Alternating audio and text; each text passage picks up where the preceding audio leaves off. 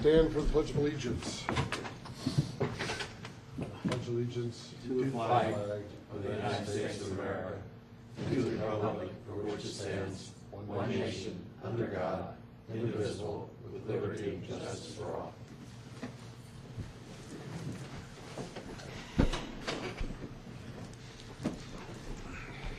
Clock's working on. I'll get them ready in a second, but yes, the clocks will. Okay, we call this meeting to order at 7:05, meeting of the City of Milton Planning Commission. This is a 7-member commission appointed by the City of Milton Mayor and City Council, created for the purpose of holding public hearings and making recommendations on rezoning, use permits, concurrent variance applications, the comprehensive land use plan and plan map, and other related plans and amendments to the zoning ordinance. The members of the commission that are here tonight, to my left, are Commissioner Fred Edwards, Commissioner Paul Moore, Commissioner Gary Burchett, Commissioner Mark Bittner, and Commissioner Joe Kramer. Chris Doty will be here at some point. He's on his way. The petitions tonight will be heard in the sequence listed on the agenda. I need to acquaint you with some of the rules and procedures for conducting the meeting. The applicant and all those speaking in support of an application will be allowed a total of 10 minutes to present the petition. No, I'm sorry, I'm talking to myself. The applicant may choose to save some of their time for rebuttal following the presentation by any opposition. The opposition also will be allowed a total of 10 minutes to present its position, and if time remains, the opposition will be allowed to rebut. Since the burden of proof is on the applicant will be allowed to make any closing remarks provided that they've allowed enough time remaining. Community development staff will be keeping track of time on the clocks up on the wall and will inform you periodically of the time remaining on your presentation. If you do intend to speak tonight, you need to fill out a speaker card before speaking and leave it with Robin when you come up to the podium. We'd ask that all speakers identify themselves by name, address, and if you're speaking on behalf of any organization, identify that organization before you start your presentation. When an opponent of a rezoning action is made within the past 2 years immediately preceding the filing of the action, campaign contributions aggregating $250 or more to a local government official of the City of Milton, it'll be the duty of the opponent to file a disclosure with the governing authority at least 5 days prior to tonight's meeting. A violation of the relevant statute constitutes a misdemeanor. Therefore, if you have contributed $250 or more to a council member and you've not filed a disclosure prior to tonight's meeting, the city attorney strongly suggests that you have someone else speak on your behalf. Each application has been properly filed with the Department of Community Development. Signs have been posted and the matter's been advertised and notices mailed to property owners affected by this zoning as required by our ordinance. Our recommendations tonight will be forwarded to the Mayor and City Council for final disposition. That hearing will be approximately 3.5 weeks from tonight on the third Monday of the month here in Council Chambers. The Community Development Department has reviewed each application in conjunction with various agencies and departments, both internal and external to Milton. Their recommendations, findings, and conclusions are before us in written form, and that has also been made available to all petitioners and to the public. Demonstrations of any sort within the room are prohibited, so please refrain from any applause, dialogue with the person speaking, or any outbursts. Please turn off or at least silence any cell phones that you have. Address any remarks to the Planning Commission, and to the extent that the applicant has any material they'd like the Planning Commission to review during the meeting, please submit that through the Community Development Department. If your petition's deferred in accordance with our zoning ordinance, you will be required to update or obtain a new sign for reposting, and that's all the rules that we have. I'll open the meeting for public comment. This is the time of the meeting when anybody that would like to speak on something that is not on the agenda can come forward and speak, and you'll have 2 minutes each to do so. Would anybody like to offer a comment on anything not on the agenda? Seeing none, I would like a motion to close public. moved. Second. All those in favor? Aye. Okay, public comment is closed. Who did the second? I'm sorry. Paul? Okay. Joe did. Joe was the motion, I was the second. Yeah. Sorry. Here we go. Okay, first item is approval of minutes from 3 prior meetings. First, the March 27th Planning Commission meeting. Are there any corrections or amendments that need to be made to those minutes? Just one on page 2, Okay. under 6. Motion was made by Paul Moore and seconded by Paul Moore. The second motion. I was very busy that night. Yeah, You seconded? How can you second it? that's my question. Oh, It's a typo. someone else. Maybe I didn't know who it was, but somebody can throw in their name. Robin, can you just amend that as to whatever is correct, because I don't think any of us necessarily I remember. don't know, okay, I'll have to go back and listen to it. I don't know. Anything else? Motion to approve with the amendment. So moved. Second. All those in favor? Aye. Opposed? Okay. Next are the minutes of the special call There's a- meeting. That motion was Sorry. to approve that with the corrections. Yes, as amended. Okay. Yeah, and it should be noted it was 6-0 because Chris is not here. Right, I've got that, yes. Next is the special call meeting of April 10th, the notes from that meeting. Any corrections or changes in those minutes? Fred, you're laughing. Any changes or corrections? No. No? In the absence of corrections, is there a motion to approve? So moved. Second.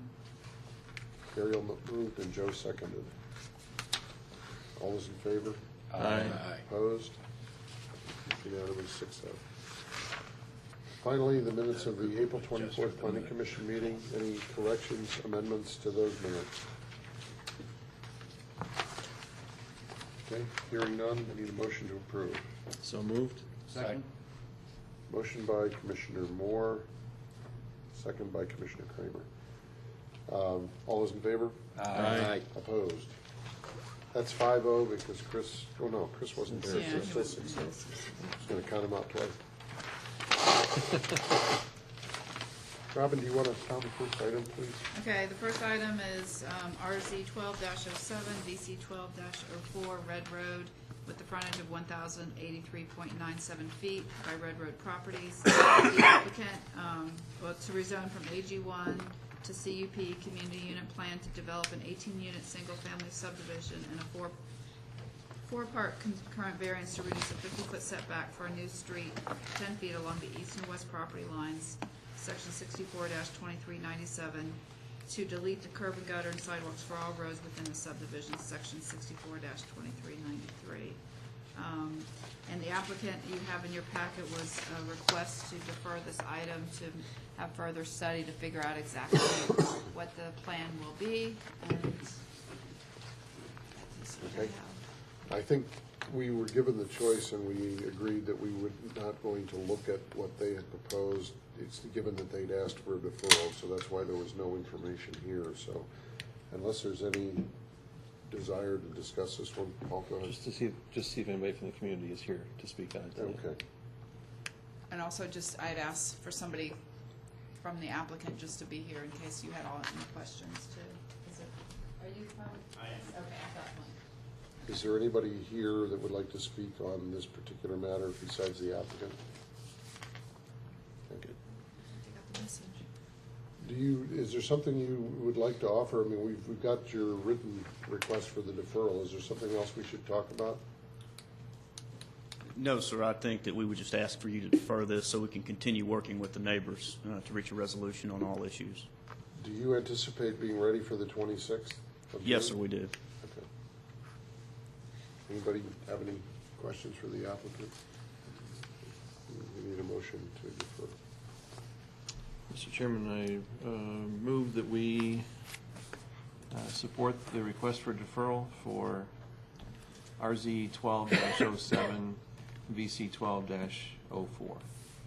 Second. Until the June 26th meeting. Second? Any discussion? All those in favor? Aye. Opposed? Thank you. Yeah, just a minute. After I sound this item, I'll get it up because she'll have the presentation.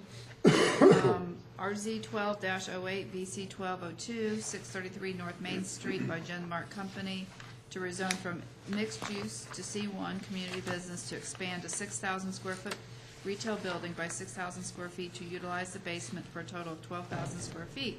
The applicant is also requesting a concurrent variance to delete a 10-foot landscape strip along the south and east property lines of the out parcels, section 64-1090B. And Mrs. Field will present. Yes, thank you very much. I have the clicker, yes.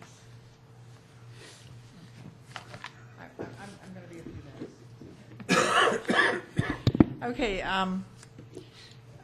you have before you the site plan of the site in question at 633 North Main Street. The subject site contains 1.01 acres, seeking a rezoning to C1 community business. The site is part of an overall mixed-use development zoned MIX mixed use pursuant to RZ 04-95 for Watercrest Village. There's an overall shopping center developed with sidewalks, landscape strip, and lighting currently on the site. The subject site is developed with a 6,000 square foot retail building, formerly a liquor store, and a 6,000 square foot basement currently allowed for storage. The next slide shows the existing zoning, and you can see the site overlaid on the MIX next to a C1 zone. Next slide shows a picture of the subject site from State Route 9. The background of the site: the applicant is requesting the expansion of the existing building by utilizing the 6,000 square foot of basement for retail use. By converting the storage into retail space, the maximum approved square footage pursuant to RZ 04-95 would be exceeded. Staff notes that the applicant has applied for a business license to utilize the first floor as a retail space and basement as storage until the rezoning application is heard by the City Council in June. The next slide shows the site plan that was submitted on April the 9th. In terms of our site plan analysis, the development standards for C1 and the consistency of the site plan are as follows. The minimum lot frontage is 35 feet required, and that's consistent. The height required to have 30 feet from average grade to roof eave. That's consistent. Front yard, 40 feet from right-of-way, consistent. Side yards and rear yard. I'm going to refer to the landscape requirements on the next slide, which are as follows. The front adjacent to State Route 9 requires a 20-foot landscape strip, and that is consistent. The side yard on the west property line requires a 10-foot landscape strip, and that's consistent. In terms of the side, the east property line side and the rear yard, which is the south property line, there's a requirement for a 10-foot landscape strip, and that is inconsistent, and hence the need for a concurrent variance, number 12-02. In terms of the requested concurrent variance, which is to delete landscape strips along the interior east and south property lines. Based on the fact that the site is already developed with paving and parking, it is staff's opinion that relief, if granted, would not offend the spirit or intent of the zoning ordinance, and that the existing paving creates an unnecessary hardship not caused by the applicant, and would not cause a substantial detriment to the public good and surrounding properties. Therefore, staff would recommend approval with conditions for concurrent variance 12-02. In terms of fencing, we just want to mention that the applicant would be required to provide fencing, and that is covered under the existing State Route 9 overlay district. So you won't see it included as a condition because it's already required as part of the overlay State Route 9 district.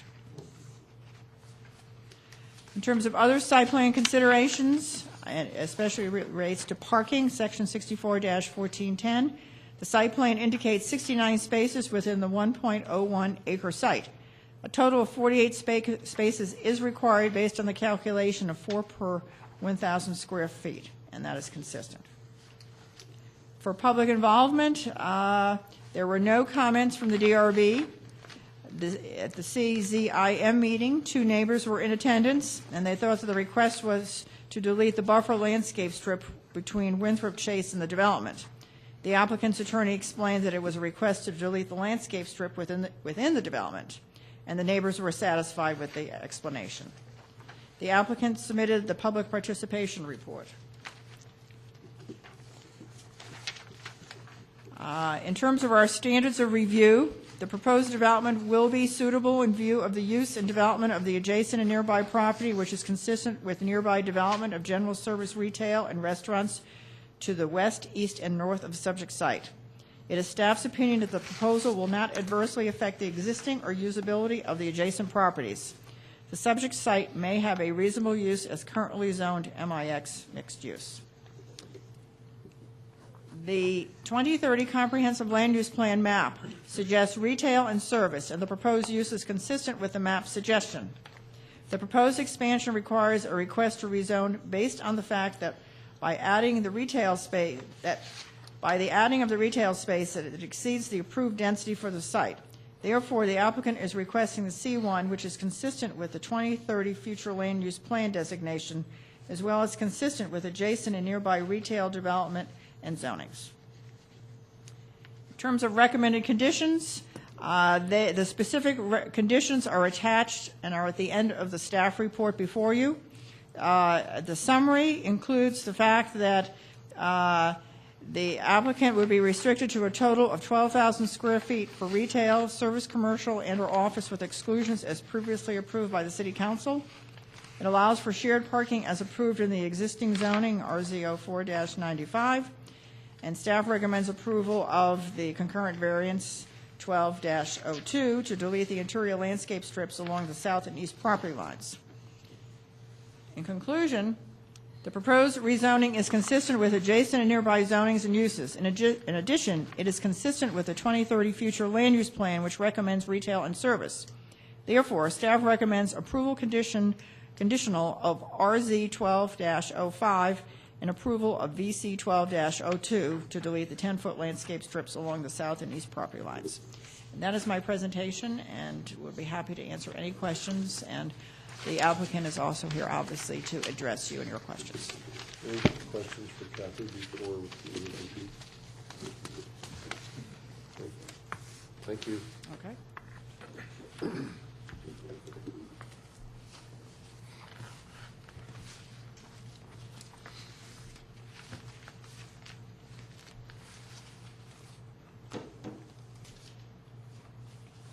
It's okay to smile, Pete.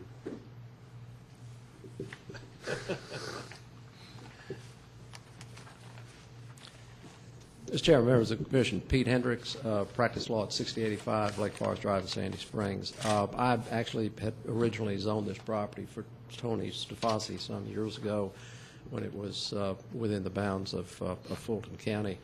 As we got into an examination of what these folks want to do with the property, and they are the owner of the property, the applicant is the owner and be operating the business that's being proposed, it became apparent that they would like to be able to utilize the full physical plant. That's 12,000 square feet. The liquor store was using the upper 6 and using storage for the basement area, which was also 6,000 square feet. But as I said, the only public comment we had come forward were the folks that are contiguous next door to the west, and they were worried that perhaps there was a request to delete the landscape strip between this property and their property. So once they came to understand that was not what the request was, they were happy, they were fine with it. So the staff has been through giving you a full evaluation and examination of the application that's in front of you, the compliance with all of your development standards, particularly with the comprehensive land use plan. The property, ostensibly, you drive by it, it's going to continue to function just exactly the way it looks and feels and functions today. So we would respectfully request that you approve the application as has been applied for by the applicant and has been conditioned by your staff. The applicant and her husband are here this evening. If you have any questions of them, they'd be glad to respond to you. Okay. Anyone else speaking in favor of the application? Okay. You want to save the rest of your time?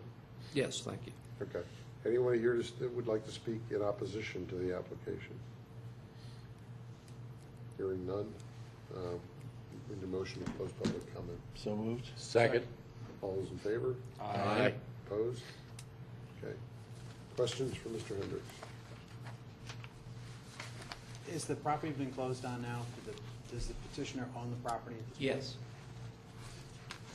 In the application for rezoning, there was a requirement that Part 2, where the petitioner is signing, that it be sworn and subscribed, and it was not. The petitioner is one and the same with the owner, and there's indication on the application where it says where you've got the owner, and that signature has been notarized.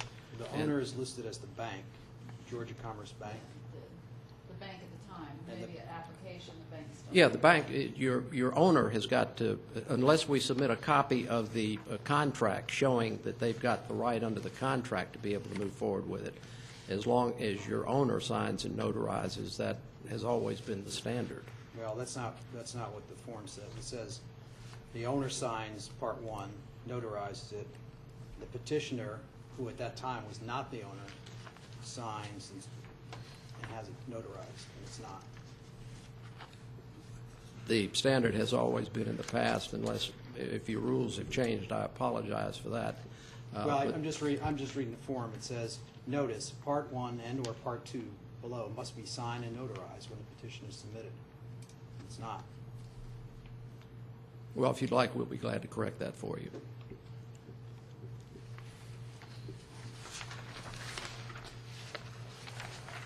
Joe, anything else? Mark? Yes. Fred? The only one, we discussed it earlier, Mr. Hendricks, as it relates to that bottom floor, we discussed about the ability for someone in a wheelchair and that. It indicated that there's going to be a ramp so that the people will be able to move from the bottom floor to the first floor. Let me get the applicant to step up if I Okay. could, and they can tell you how that, Sure. how that'll function. Okay. Thank you. Hi there. I'm Jenny Ead. My husband Mark and I are the applicant. We will have to cross that bridge. For the record, Yes. where do you live? Where do we live? Yes. 22, Address. the actual address? Yeah. 2241 Whitfield Drive in Dunwoody, Georgia. Thank you. The issue with handicapped access is going to have to be addressed, and we will have to cross that bridge once we have your blessing on our ability to use the basement. There is an existing elevator in there. It may have to be modified. We may also be able to do something with the stairs. There's 2 sets of stairs to make that accessible, or with some sort of an attachment. But we will have to cross that bridge. We just don't want to incur that expense until we Sure. have your blessing. Understand. That's all I have. Well, That was going to be mine, but hang on a second, George.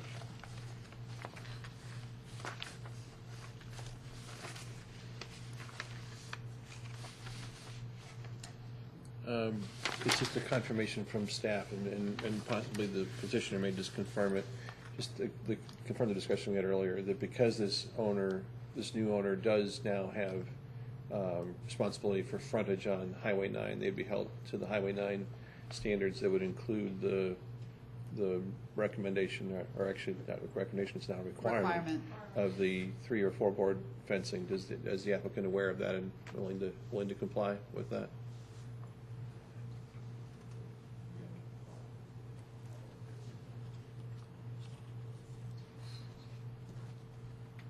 I don't actually know what that means, to be honest with you, 3-board fencing. There's a look and feel that we're trying to create for the city of Milton, and on most of our public right-of-ways, there's now an adopted and required standard that, because we're a equestrian community or wanting to have that look and feel, there's now a requirement on those public right-of-ways to include, as those properties change hands, the requirement to actually build 3 or 4 board fencing that's consistent with the standards set by the city.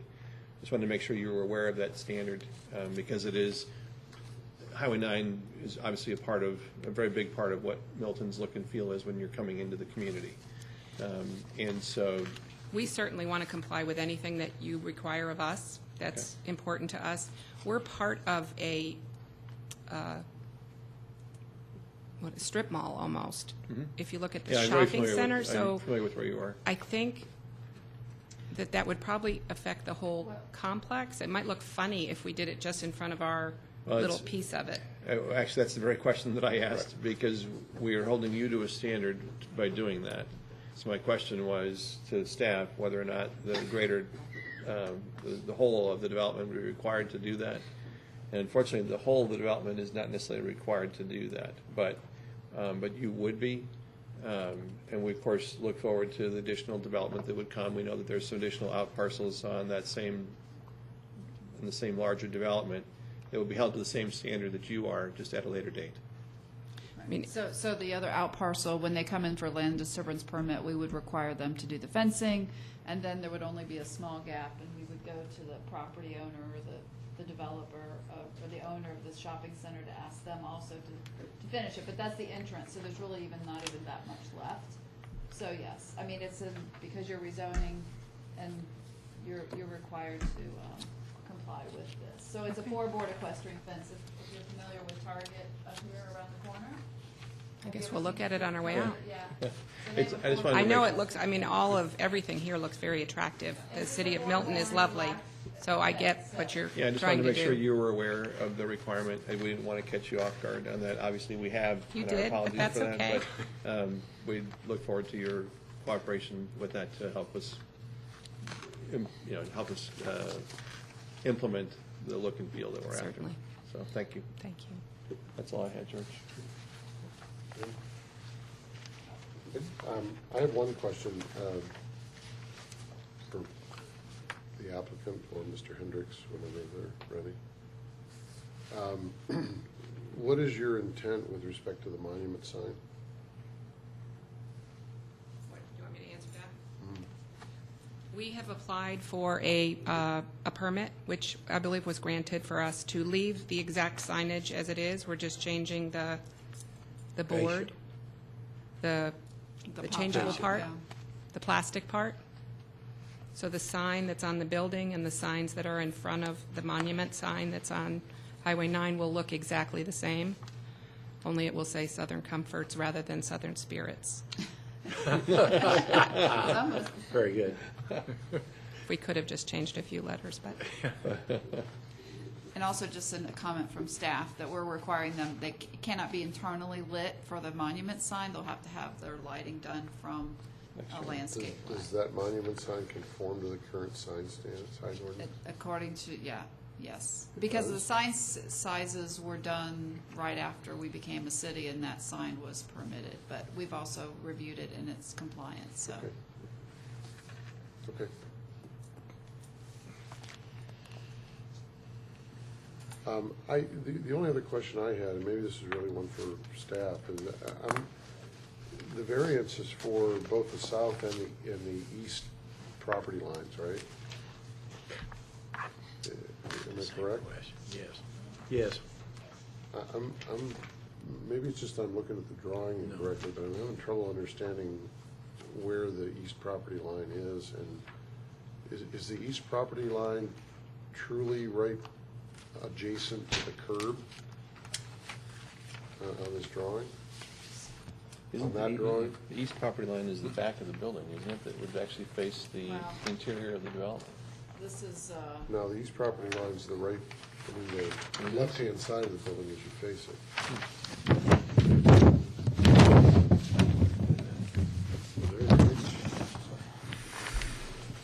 Robin, it's on the easel there. Yeah, so this is the east property line. That's what I'm saying, well, I did too, but I didn't. basically you're deleting the So it's landscape north, strip so from this is the east. park. Is that the property line that's shown on there, literally right up against the curb line? Right here, yes. This is Okay. the out parcel line that we talked about. That was my, okay, you Yes. answered my question, So okay, does that make sense? Yeah. The east and the south. Okay. yeah. The other easements that are on here, I'm assuming that the 20 foot's for sanitary, right? There's two easements shown in this drawing, one for the sanitary sewer and the other is for a combine easement. The entire piece of property is subject to, he did a set of covenants and restrictions governing the entire piece of property. It takes care of the interparcel access and also restricts the interparcel access as far as accessing the property from State Route 9, the way staff has conditioned it.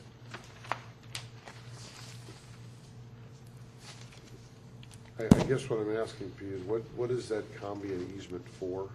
Which one? It's shown just in the upper left corner of the parking area, a 30-foot combine easement. What is that for? You know? You see it? I see the 20-foot sanitary sewer easement. Yeah, I see that.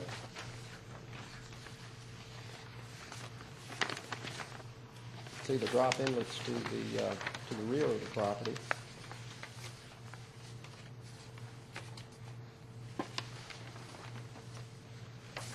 Is that the 30-foot? Yeah. Just outside the upper left of the building itself. You don't see it? See the landscape to the building to the left? Look in the upper left corner Of the building. of the building, and just outside the curb line. It's a drop inlet. There's 30. Upper left. Where those parking spaces Okay. are.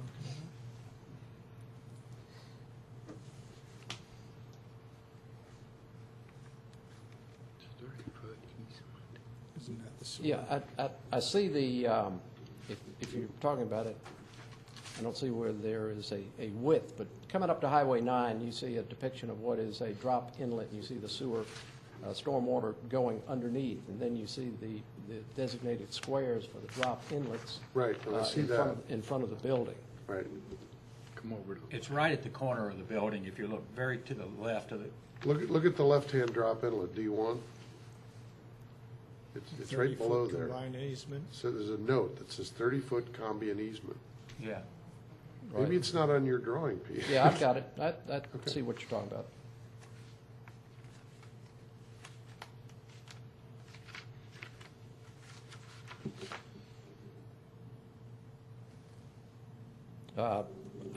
I don't know what that easement is. Well, I'm asking for two reasons. One, just out of curiosity, because I don't know what that term means. I've never seen that before, but more so because it looks like the physical curb parking is built on top of that easement in part, and I don't know, I want to make sure that even though it's already there, I want to make sure that the easement allows that burden and it doesn't have to be clean. That's a landscaped area. I'm sorry? That is a landscaped area. It's not a curb and it's not a parking space either. Well, it You're talking shows about the bulb parking Yes, spaces this along is one whole landscaped. side of the building This is the parking that spaces. encroach on that And the easement. parking spaces are here too. And it does show sidewalk and Pieces here and here. But this one, easement runs all the way through here.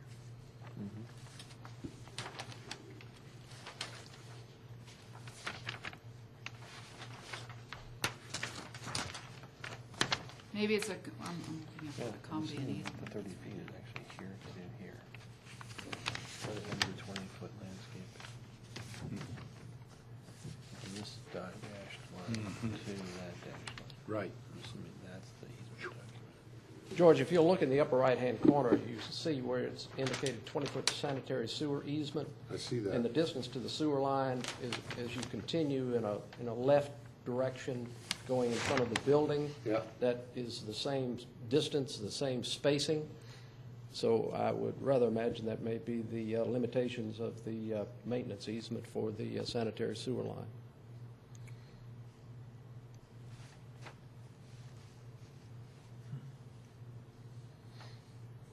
Okay. Well, I mean, it's already there, so it is what it is. but- All right. Maybe a problem. I have no other questions. Anybody? We need a motion on this one. Excuse me. I move we recommend approval of RZ 12-05, subject to staff's recommended conditions and subject to petitioner producing a valid application with the necessary signatures notarized. And I also move that we recommend approval of BC 12-202. So, Joe, with the same conditions of staff? Same conditions. Who did the second? I heard too many people. Gary O. Any discussion? All those in favor? Aye. Opposed? Unanimous. Thank you all. Okay, the next item is RZ 12-06, VC 12-03, Deerfield Parkway by Coastal Resources LLC to rezone from C1, Community Business and O&I Office Institutional, to A, Medium Density Apartments. Robin, can I stop you for a minute? Sure. Just so the record shows that Chris is here at, let's say, 7:20. The who, oh, I'm sorry, Chris, hi. Chris is here. Okay, thank you. But he didn't vote on the last one, he just got here. Yeah, I heard all that. He voted on the last one. You did? Yeah, he heard the Okay. entire Chris here. I'm sorry, I really wasn't looking. He snuck in. He snuck in quick. Okay, to develop a total of 256 residential units at an overall density of 12 units per acre. The applicant is also requesting the following concurrent variance to encroach into the 25-foot non-impervious setback by no more than 5,000 square feet, section 20-4262. Thank you. Mr. Chairman, you have in front of you the site plan with the site in question outlined in red. No, we The don't. subject site contains We don't. to 21.368 acres, all of which are undeveloped at the moment. The applicant seeks to rezone to A, which is medium density apartment district. The existing zoning is C1, community business, for an assisted living facility and special school pursuant to RZ 10-05/U10-01 for the northern portion of the site. The existing zoning is O1 office institutional at a density of 19,191 square feet per acre pursuant to Z99-11. Most recently approved pursuant to ZM 10-03 for a 40,500 square foot data center. The site is located within the Deerfield Overlay District. This slide shows the existing zoning of the site. There are some pictures showing the site. The first one is from Deerfield Parkway. In terms of an overview of the applicant's request, the request is to rezone to A medium-density apartments district for 256 multifamily units, no more than 26 three-bedroom units. The balance of the units to be one- and two-bedroom units. The development is proposed not to be gated, but to provide interconnectivity to adjacent properties. Open space to preserve trees will be provided, and as well as pedestrian paths to be provided within the development and interconnectivity with the existing sidewalk system. Also, amenity areas are scattered on the site. There's a proposed farmers market near Deerfield Parkway for the general population, and the site provides residential buildings along central roads with parking behind. Some on-street parking will be included. The revised site plan was submitted on May 8th, 2012, and is shown on the slide. In terms of a site plan analysis, in terms of development standards for a medium-density apartment zone. The building setbacks, front, they're proposing 40 feet, and that's consistent. Size and rear, 25 feet consistent. Building height, the required height is 45 feet or 3 stories as measured from average grade. The proposed by applicant is 50 feet with no stories indicated, and that is inconsistent. Therefore, staff is going to be providing a condition to restrict the height to 45 feet. Minimum heated floor area required is 700 square feet. The applicant did not indicate the minimum heated floor area. Maximum lot coverage. The area of the footprint of all buildings and parking does not exceed 40% of the total land area, and that's consistent. Other regulations. Parking requirements. Based on the location of MARTA bus stops located within 1,500 feet of the site, the zoning ordinance allows a 5% reduction of the parking requirement. In addition, the applicant is requesting a 10% administrative reduction of the parking requirement. Therefore, a total of 404 parking spaces are required, but 408 parking spaces are shown, so that is consistent. And the next slide shows the parking chart in terms of the required parking spaces for each of the bedroom units, 1, 2, and 3 bedroom units, as well as the required parking for the amenity pool area.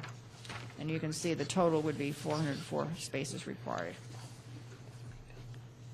Landscape strips, 20-foot front along Deerfield Parkway is consistent, and a 10-foot interior property line, and 10-foot in terms of interior property lines, and that is consistent. For pedestrian circulation, the site plan indicates a comprehensive internal pedestrian network. Staff recommends that the paths be constructed of pervious materials. Staff requires that 2 MARTA bus stop shelters be provided with no advertising within the shelters, as approved by the Design Review Board. That pedestrian interconnectivity and bus shelters assist in meeting the vision of the Highway 9 Georgia 400 Master Plan. These items will be reflected in the recommended conditions. Vehicular circulation. Site plan indicated 2 full access entrances on the property. The southern entrance road meanders through the property and provides an interparcel connection with the adjacent Fry's parking lot. This is consistent with the vision of the Highway 9 Georgia 400 Master Plan. The proposed connection also decreases the size of the superblock and provides for vehicular connectivity between parcels.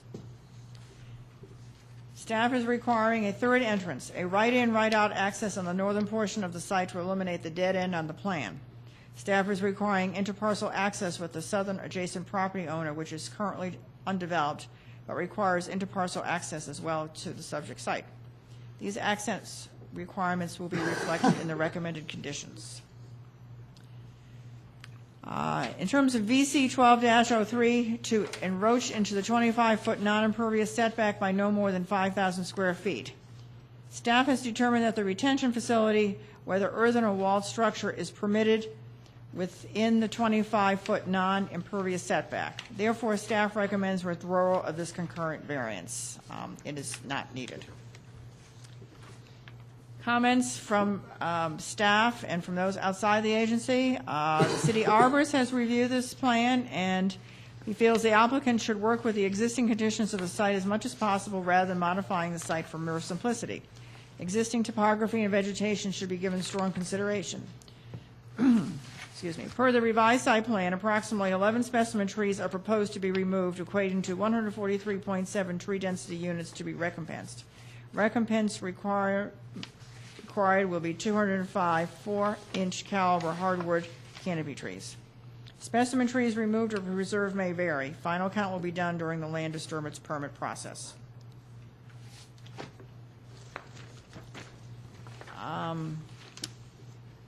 Fulton County Board of Education has looked at this proposal, and they have determined that for a multifamily development with 256 units, we would expect approximately 43 elementary school students, 9 middle school students, 10 high school students, for a total of 62. This development will be located in the Manning Oaks Elementary School service area, the Hopewell Middle School, and the Alpharetta High School zones for the 2012-13 school year. Public involvement.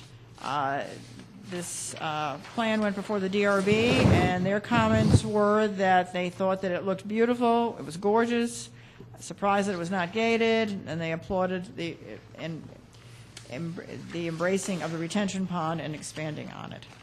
The CZIM, one person indicated interest in the site. The applicants submitted their public participation report. There were 9 members of the community in attendance at that meeting. Standards of review. Although the proposed Development is not consistent with similar type uses in the area. It is consistent with the newly adopted Highway 9 Georgia 400 Master Plan for the Regional Activity Center where the site is located. The master plan recommends that the Regional Activity Center provide mixed-use developments, of which higher density residential is one component. There is retail, commercial adjacent to the northwest and west, office to the north, south, and east, and residential to the southeast. The proposed development may not adversely affect the existing uses nearby or adjacent uses if developed with the recommended conditions. That the property does have a reasonable economic use as currently zoned, as it is zoned C1, community business, O1, office institutional, as well as a 72-bed assisted living facility and special school. It is staff's opinion that the proposed use may cause an increased burden on the streets and transportation facilities, utilities, and schools. The increase should be mitigated with the recommended conditions that provide for interconnectivity between uses. The Milton City Council approved the SR 9 Georgia 400 Master Plan on April 23, 2012. The proposed development is consistent if approved with the recommended conditions with the following plan policies for the Regional Activity Center and recommended parcel development. Be medium scale, multi-story development / redevelopment. Offer a mix of uses including regional office, retail within a multi-use environment, and residential, likely attached or stacked products. Encourage a more compact and connected development pattern. Connect adjacent residential, particularly new residential development, to commercial areas where appropriate. Require significant landscaping and green space as a component of development redevelopment. And as you can see on this slide, the concept that was presented in the Highway 9 Georgia 400 Master Plan, and you can see actually the subject site on the very left of this slide, which is included as part of the adopted plan. And so you can see a similar type of development was proposed as part of the LCI study.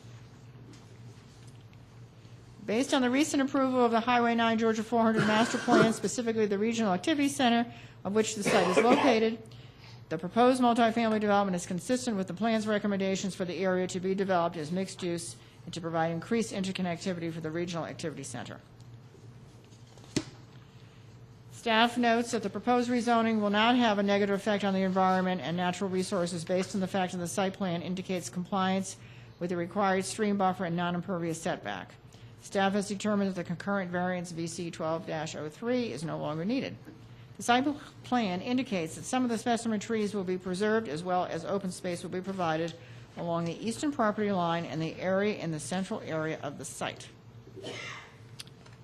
Recommended conditions. The specific conditions are attached at the end of the staff report on pages 19 through 23. However, a summary of those conditions include that no more than 256 units at 12 units per acre, no more than 26 three-bedroom units, height shall not exceed 45 feet, that 2 bus shelters shall be provided without signage as approved by the DRB, internal multi-use trails shall be constructed of pervious materials as approved by the Community Development Department. There shall be provided 2 access drives and 1 right-in, right-out access on Deerfield Parkway. A 50-foot access easement should be provided along the southern driveway from Deerfield Parkway right-of-way to the location on the south property line where interparcel access will be provided to the property to the south. And also that a 50-foot access easement to be provided free of any structures or utilities for vehicular and pedestrian interparcel access on the northwest property line, which is Fry's parking lot side. Conclusion. The proposed 256 multifamily development is consistent with the policies intent of the City of Milton Highway 9/Georgia 400 Master Plan, if approved with staff's recommended conditions. Therefore, staff recommends that this request to rezone to a medium-density apartment zone, RZ 12-06, be approved conditionally. Further, staff recommends withdrawal of VC 12-03. And that is my report, and I certainly can take any questions, and the applicant is also here to make his presentation. Any questions for staff first? Kathy, I just have one question. do you view what they have shown on the drawing for interconnectivity to be consistent with what the Highway 9 master plan suggests? I think the intent is there, and certainly with the staff's recommended condition, that the road that they're showing as a cul-de-sac be extended and connect out to Deerfield Parkway, so that we have true connectivity through the site. And I think that was the intent of the LCI study, and that they connect also to the other parcels, which this clearly does with the connection to the Fry's parking lot to one side, and then also with a proposed connection to the property on the south side when that is developed. So when we look at this as a quote-unquote revised drawing, has this been revised to try and reflect some of the conditions Yes. that you've suggested? Yes, and In their mind, has it been drawn to reflect all of those conditions? no, again, staff is recommending that that cul-de-sac be broken out and extended to Deerfield Parkway. That is not reflected on the site plan you see, which is a second iteration. Okay.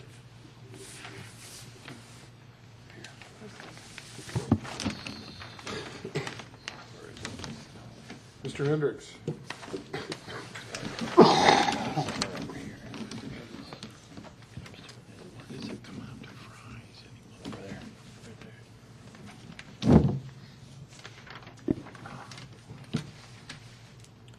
Mr. Chairman, members of the Commission, Pete Hendricks, practice law at 6085 Lake Forest Drive in Sandy Springs. The application that you've got in front of you involves a 21.36 acre tract of land that is owned by Crescent.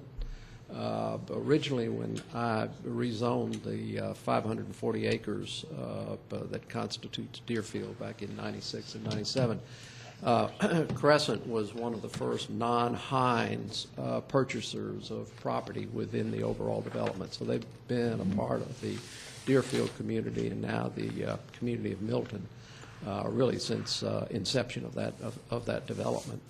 Obviously, this piece of property sits vacant. The last zoning go-round I was involved with when we were trying to do the thing for the autism and the special school. Unfortunately, the market left that one in the gates, and they did not come forward. So in review and evaluation internally with Crescent as to what good use should be made of this property, what you have in front of you is what was concluded to be done. Crescent is doing it in-house themselves, and Mr. Ben Collins, who is the regional director for the Southeast for their multifamily component, is here and will walk you through with specificity how he has gone about laying out this plan. It has been the desire and intention to give as full and complete compliance with what has been suggested under the Highway 9 Georgia 400 master plan before this property. And so it's been with that spirit that we have approached the land planning on it. So with that, I'll let Ben step up and let him walk you through the proposed development. Good evening. My name is Ben Collins. I'm a regional director of the Southeast for Crescent Resources. I oversee our Southeastern region primarily in our multifamily pursuits. Really wanted to touch briefly on three things. One, just touch base a little bit on Crescent, talk about really the design process that we went through, and then also hit on several elements that we found were very key elements of the Georgia 400 Highway 9 master plan. Crescent Resources is a 40-year-old company, really with roots in the master plan community arena. We've developed over our history 52 luxury master plan single-family communities. In Atlanta, for us, that means Sugarloaf and also River Club, just north of town in Sewanee. We've also developed the award-winning Palmetto Bluff in Bluffton, South Carolina, as well as other master plan developments throughout the Southeast. About 15 years ago, our company took that really history-rooted in best-in-class development and started translating that into both commercial and multifamily development. During that time, we developed 20 million square feet of commercial space and about 15 master plan or multifamily communities. in Atlanta. John Bell, who's here with me this evening with Crescent, developed 2 office buildings in the Deerfield Parkway area, and also was responsible for developing Phipps Tower in Atlanta. About 12 months ago, we were tasked with finding good, viable options for some of our vacant real estate. We own roughly 62,000 acres in the southeast, and for this property, we were really intrigued because it really married up much with our multifamily strategy of finding great multi-use environments, areas that have a very strong young workforce, and an area that has a very lack of Class A apartment units. And so we felt like this was really a perfect opportunity for our product that focuses on that kind of high-end young professional workforce. We started our design process in a very deliberate format. We engaged a group called Historical Concepts, who's based in Atlanta and did all the placemaking work for our Palmetto Bluff development, which won the Inn at Palmetto Bluff was the #1 resort in North America, voted by Travel + Leisure magazine. And we started adopting them and really using them in our multifamily community kind of placemaking. And so they did research on the property and really helped us come up with a vision for the area, really rooted in the equestrian nature of the Milton area, and really trying to be responsive to that. We really kicked off the design process by bringing in John Bell, who has been involved in the development of Deerfield Parkway over the years, bringing in Urban Collage, who was leading the Georgia 400 and Highway 9 master planning process, and our design team, and really coming up with what were those kind of key elements that we felt like was going to be important for the city of Milton. We then came up with an initial master plan. We sat down with staff and talked about our intentions, met with them probably 3 or 4 times over the next 2 to 3 month period, where each time we would review the plan, figure out where maybe some of the disconnects were, go back, do our homework, come back with a plan that hopefully addressed some of those concerns. And the plan that you have in front of you today really is a result of that process.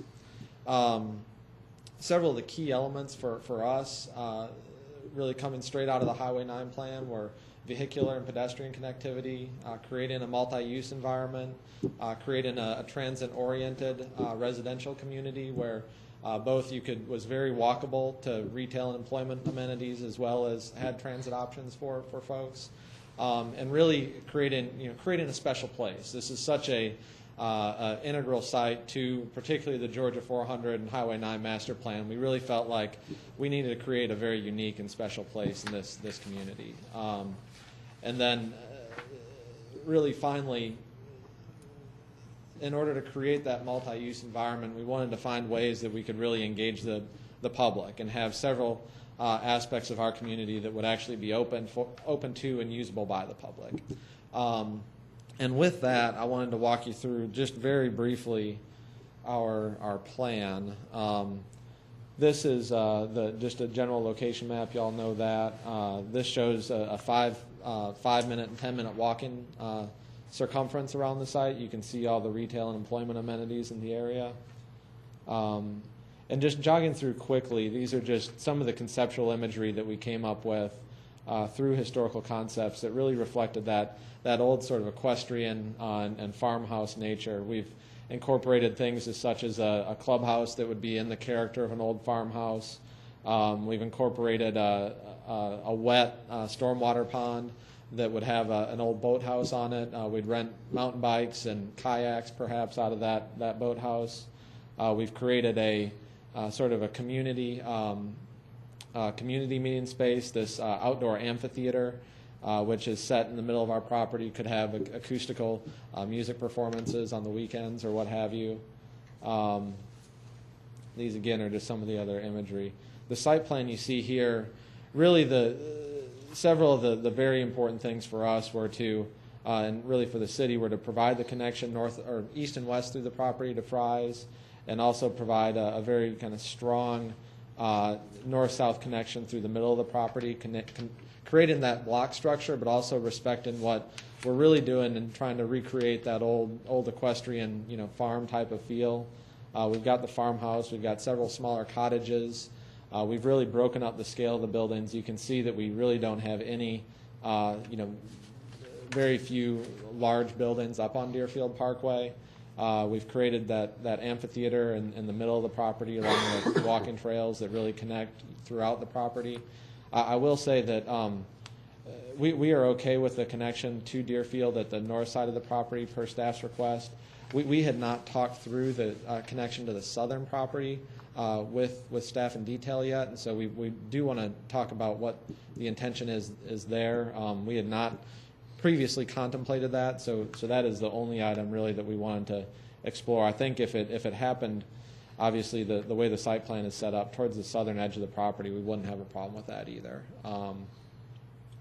And with that, I'll stop and open up for any questions that y'all may have. Joe? I had a question about the proposal for pedestrian paths or walkways. Is there any plans for bicycle paths? Through the site, the paths would be really open for pedestrian or bicycle use. Given the size of the property, we had really anticipated that those would be more pedestrian oriented, but as I say, our intention would be to rent out mountain bikes or road bikes to residents, and so certainly those would be accommodated. And we are preserving the sidewalk connection along Deerfield Parkway. Clearly, that's a heavily used and very pedestrian oriented space.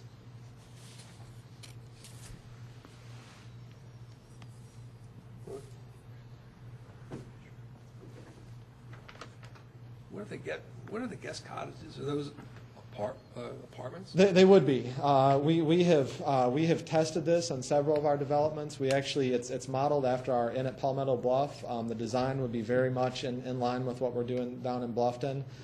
We'd have anywhere from 4 to 6 individual homes or duplexes that would be rented out to either partnering with local businesses where they have an executive that is here for 3 months a year and wants doesn't want to buy but wants a higher end type of rental. That's really the type of resident that we target that towards.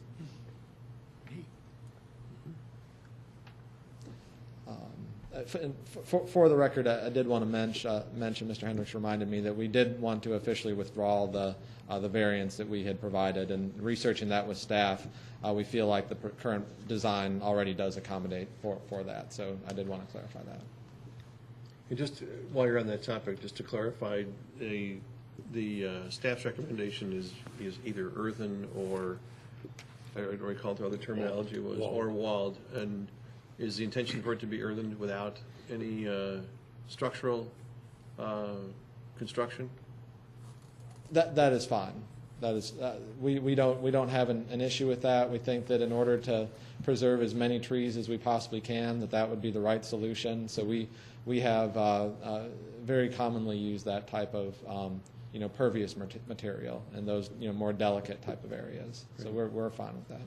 And George, if you don't mind, while you're on the discussion of tree Sure. save, we recognize that this is sort of a regrowth area after it had been forested at one point, Sure. or deforested at one point. But the city arborist did identify 11 specimen trees. Yes, sir. Do you know at this point where those 11 trees fall within the current plan? Are any of those salvageable? We do, and we've identified actually far more than those 11, and we've if you can see, I mean, one of the beautiful things about being able to have this, what we would consider lower density for our product type, is that there just are a lot more opportunities for tree saves. So even though with current ADA codes and that type of thing, we really have to provide that handicap accessibility across the site, sometimes that can become a challenge, but we have identified 5 or 6 areas within the site that would allow to preserve almost all of those specimen trees and many other non-specimen trees. And really, from our standpoint, that is one of the critical success factors for this development. I mean, there are so many beautiful trees, even the younger ones on this site, that we'd like to be able to save as many of those as we can. Okay, great. Burke? Just what are like rental prices, things like that? Sure. It's interesting because we put on the financing and lender hat that we have to sell what rents we can get to the bank, and so generally we get those prices stuck in our head. And I think our quote unquote lender pricing would be in the one bedroom would go for the $850 to $900 range. Two bedroom would be in the $1,200 to $1,300 range, and the three bedrooms would be in the $1,400 to $1,500 range. I think the reality is that we hope to get something that's much higher than that. I think the quality of the product will be something that this market has not seen. Quite frankly, we're doing a good bit of development in Atlanta as well, and this product will be of higher quality than really any similar multifamily product that we've seen in the greater Atlanta area. So we would hope to achieve rents that were much higher than that. And do you have an idea what the square footage of each of those sizes are likely to be? Absolutely. I think the one-bedroom units would be in the 750 to 800 square foot range. We will likely have a couple of larger one-bedrooms that are in the 9 to 950 range. Two bedrooms would be in the 1100 to 1250 range, and the three bedrooms would be in the 1350 to 1400 range. Thank you. Generally speaking. Eric, anything else? No. Chris? I just have a question before we get on the line. When I look at the two-story quads, how many units are in a two-story quad? It's anticipated there'd be eight units, so 4 on the bottom, 4 up top.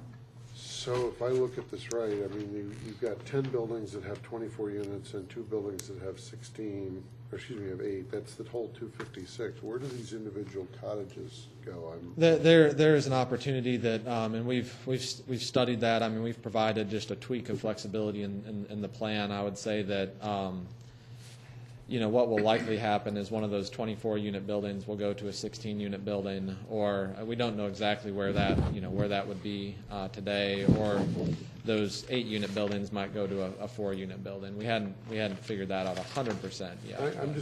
I guess what I'm saying is I'm having trouble in looking at your presentation and some of the pictures that you showed us. Sure.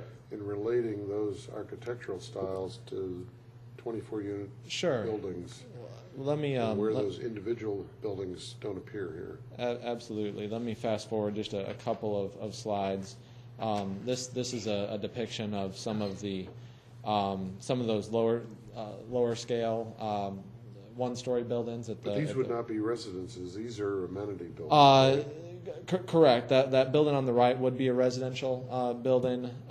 This is here you can see the clubhouse, the old farmhouse in the middle with some of the cottages in the back, and in the distance you can see the 3-story building. Go back one to. Oh, sure.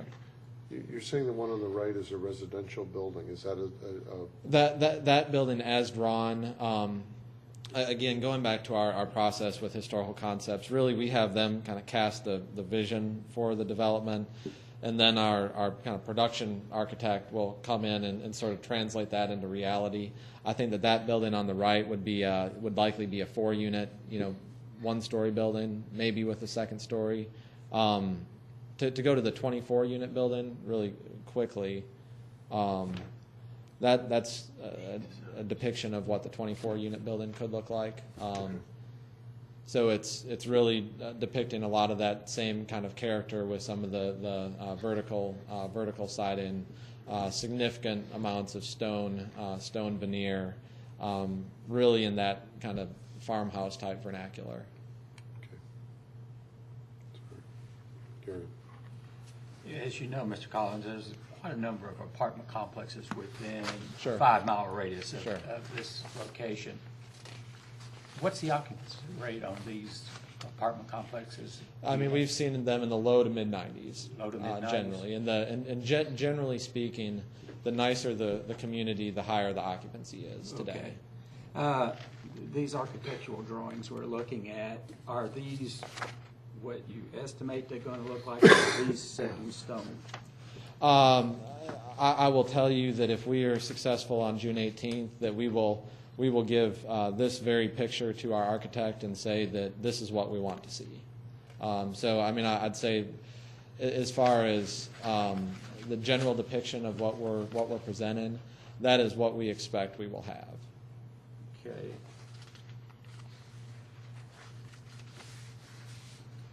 More?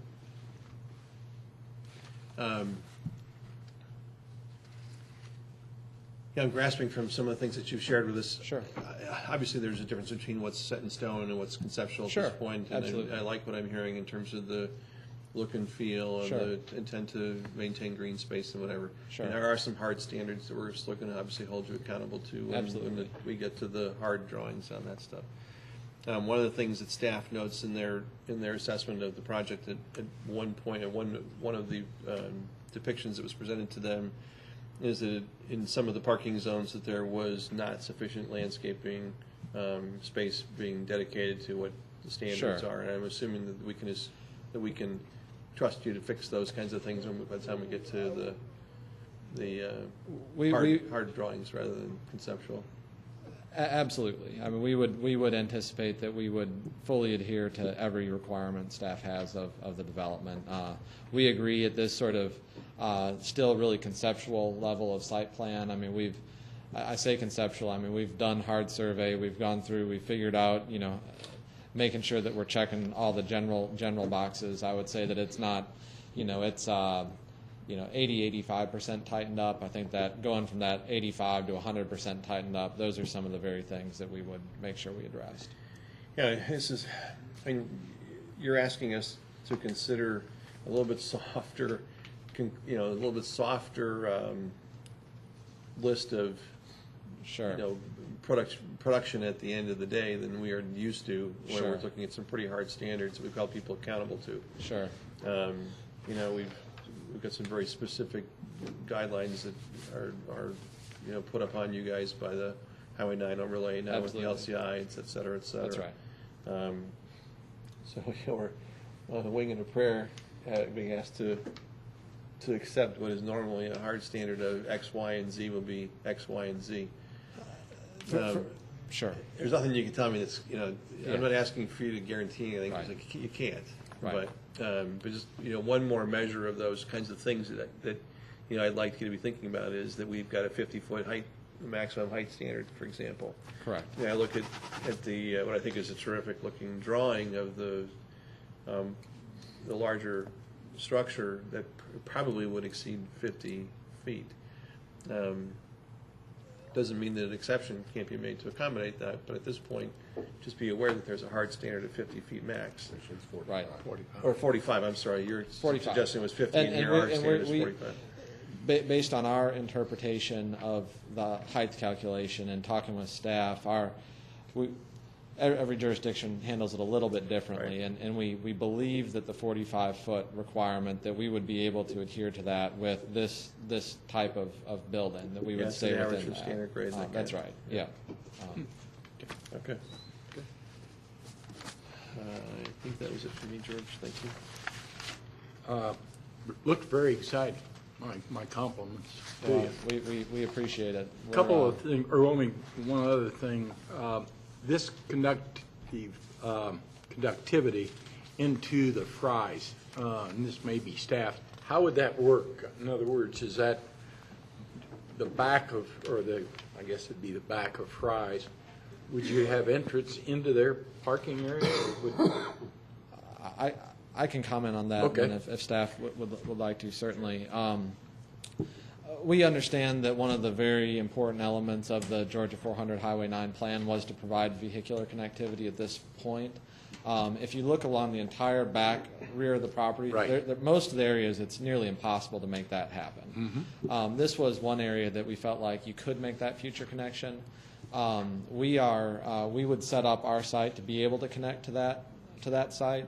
I would say we are, and we've communicated this, but we are very passionate about the fact that this site plan is very much set up in order to make that connection. We cannot require that connection be made to Fry's, and moreover, we would love to see that connection within Fry's not just be through the back of a parking lot, but would be, feel like a true road connection that would go all the way to Highway 9 eventually. I know that, y'all cannot make that commitment.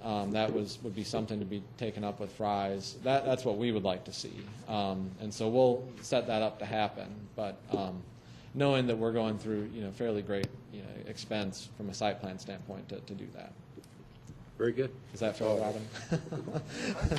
Would there potentially be a light at Fry's one day? I mean, it's impossible to get out of now on Highway 9.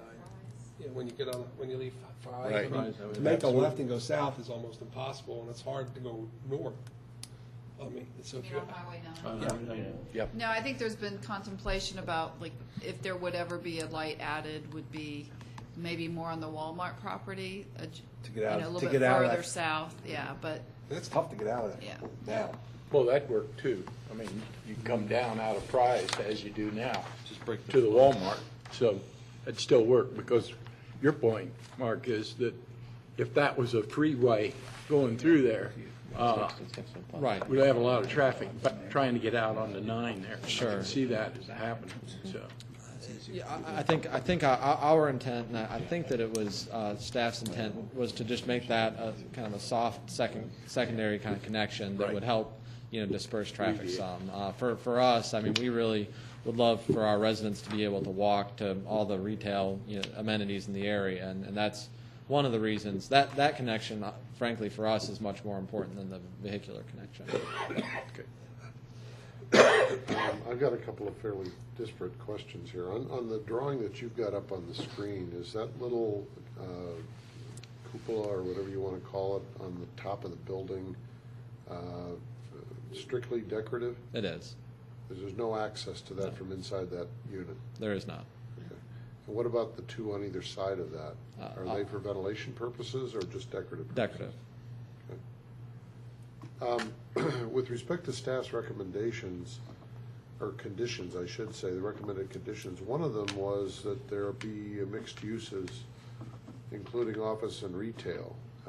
Everything that you have here is residential. What's your reaction to staff's condition that it be a mixed use?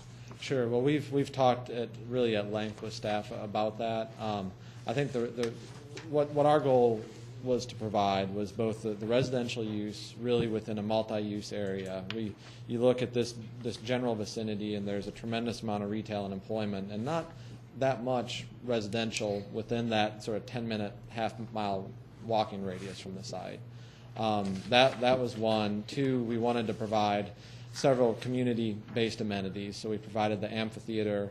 We've created some market stands where a farmer, you could have a Tuesday evening or Saturday morning, small-scale type of farmer's market, and some of those types of uses. From a true, providing 15 or 20,000 square feet of retail space, it's just not something that we could get financed today. I mean, the financing is still incredibly difficult, and we have, as an anecdote, in Raleigh, North Carolina, we are in the middle of a 600-acre or 600,000 square foot lifestyle center, Cameron Village, and we're building a $50 million development, 282 multifamily units. We have 10,000 square feet of retail in that. Now, the 600,000 square feet right next to us is 99% leased, and our lenders would still not give us a dime for the 10,000 square feet of retail that we had to put in that development. Just the economic realities today are that we wanted to provide a mixture of kind of good public type of benefits, but the true mixture of uses isn't something we could do.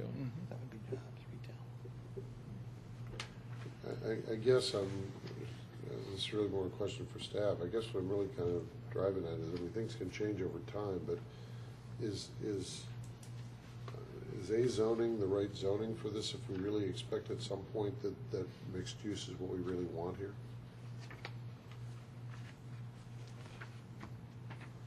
I think that's what we were speaking of, is that they're a little bit ahead of the curve as far as coming in with the application, because the intent is to boot up a form-based code for Deerfield, so that it would, as an overlay, so that they could do mixed use. So right now, to be honest, we don't have the tools exactly to do a mixed use development. So but if they're requesting for apartments, that's what is appropriate.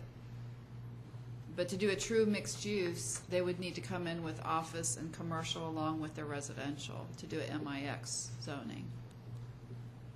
And there's no flexibility. It's all or nothing. So do we, in keeping with that, do we have the tools, and some of the things that I heard are attractive with the farmer's market, the potential for canoe or kayak rental, bike rental, do we have the tools even to accommodate those things legally within the property? To facilitate that business taking place there within what is really a multifamily development? Yeah, George, if I could speak to that, I looked at that, and we're trying to take the flavor of what staff would like to see and bring some sort of diversification into this. And so the farmer's market seemed to be a great idea, because that is not a retail use plugged in and day out. Most probably, as with most of the communities around, it's a Saturday morning deal where the local farmers come in. I think that we can, without stretching, I think we can fit under where it says use regulations, section 64-692, subparagraph 2 of that, accessory uses. And it states a structure or land may be used for uses customary and incidental to any permitted use, and a dwelling may be used for a home occupation. So to me, to have a farmer's market is absolutely incidental to residential living. And I think we don't gin it up, because we might run afoul if we had that thing in there 7 days a week in a structure. But I think with the farmer's market concept and the laid back, if you want to kayak here, you can kayak here. I think we're getting there, and we're coming as close as we can to giving a bit of diversification. Yeah, Pete, I like where you're going with it. I applaud Crescent for being forward and thinking about this kind of stuff. I know we, in reality, have bumped into, in farmers market being an example, some issues when we tried to do the farmers market in Crabapple. I think I don't know if we've overcome that or not. We amended the administrative use permit to allow that use to be an MIX. So, I mean, we could do something similarly and add A apartments if the attorneys felt like that it still didn't meet the requirements. But today's scheme of things, Paul, I genuinely believe, without it being smoke and mirrors, that we can fall under this and be okay with the level of it that we're doing. Yeah, Pete, I'm looking for all the creativity that we can muster up, and if that's the way it works, great. I think it's a wonderful amenity to think about adding to this. And you've got a pretty sterile environment over there today with a number of industrial, meaning large-scale offices that are there, and in keeping with the LCI plan and the master plan for this area, it's absolutely consistent with the things that you guys are contemplating. And it's great to be forward-thinking about it. It's just hard to be. I'm just stunned to be in front of you guys without a cookie-cutter apartment deal of 24 units, 24 units, 24 units, 24 units. Yes, so are we. Yeah.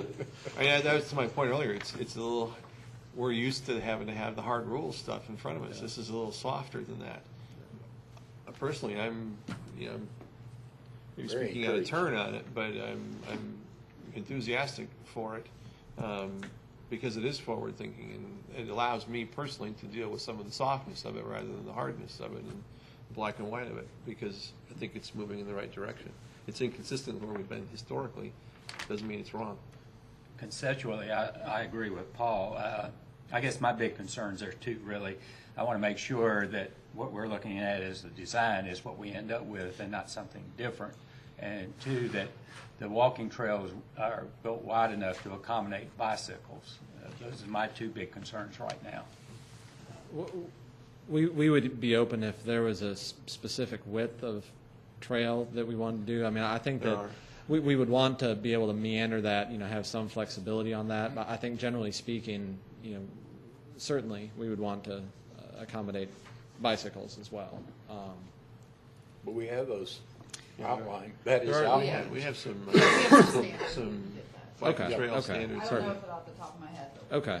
But the meandering is important. I agree. Absolutely. Just not a straight That's right. path going Right, across. yeah. Yeah, No, absolutely. Yeah, We'd no be doubt. right with you. Yeah, and from an architectural standpoint, I'm not exactly sure what we can offer on that, other than to say that, yeah, it'd be our intention to start construction on this by the end of the year, and in order to do that, I mean, we need to put pen to paper, July 19th to get that done, and we would endeavor to match as closely as possible. What we found, this is the fifth multifamily development we've designed with historical concepts, and what we found is that at the end of the day, we adhere to 95% of the intent, and generally, somewhere between 70, 80% of what they actually put on the paper.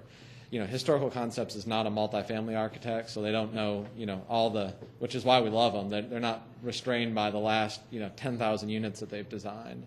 But what we've seen, here is really a culmination of 3 or 4 deals of, learning on their behalf. There'll be some ebbs and flows on some of the smaller scale buildings, but the larger scale buildings of the stuff that they've pulled together, I don't see any reason why we couldn't develop something that is very similar to what we're showing you today.